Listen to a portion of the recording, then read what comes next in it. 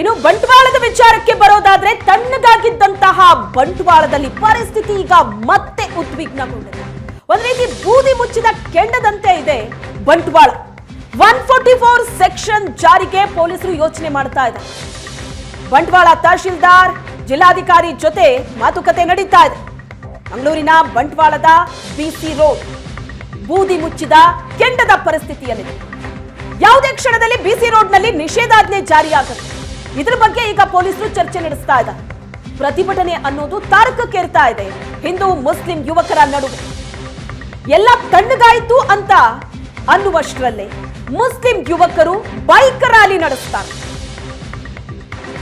ಯಾವ ಸ್ಥಳ ಅತಿ ಸೂಕ್ಷ್ಮವಾದಂತಹ ಸ್ಥಳ ಅದು, ಅಲ್ಲಿ ಯಾವುದೇ ರೀತಿಯ ಅವಾಂತರಗಳಾಗಬಾರದು ಅಂತ ಪೊಲೀಸರು ಸೂಚನೆ ಕೊಡ್ತಾರೋ ಅಲ್ಲಿ ಹಿಂದೂ ಕಾರ್ಯಕರ್ತರು ಪ್ರತಿಭಟನೆ ನಡೆಸ್ತಾ ಇದ್ರು. ಈ ಹಿಂದೂ ಕಾರ್ಯಕರ್ತರು ಕೇಳ್ತಾ ಇರೋದು ಅದೇ, ನಿಮ್ಮ ಮಾತನ್ನ ಕೇಳಿ ನಾವು ಸುಮ್ಮನಿದ್ವಿ.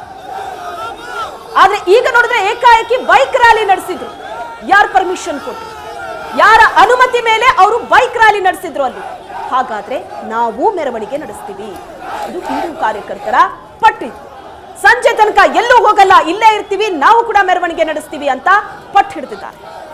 ಪರಿಸ್ಥಿತಿ ನಿಯಂತ್ರಿಸೋದು ಸ್ಥಳದಲ್ಲಿ ಕಷ್ಟವಾಗ್ತಾ ಇದೆ. ಆ ಕಾರಣಕ್ಕಾಗಿ 144 ಸೆಕ್ಷನ್ ಜಾರಿಗೆ ತರೋದ್ರ ಬಗ್ಗೆ ಪೊಲೀಸರು ಯೋಚನೆ ಮಾಡ್ತಾ ಇದ್ದಾರೆ. ಯಾವುದೇ ಕ್ಷಣದಲ್ಲಿ 144 ಸೆಕ್ಷನ್ ಜಾರಿಗೆ ಬರಬಹುದು.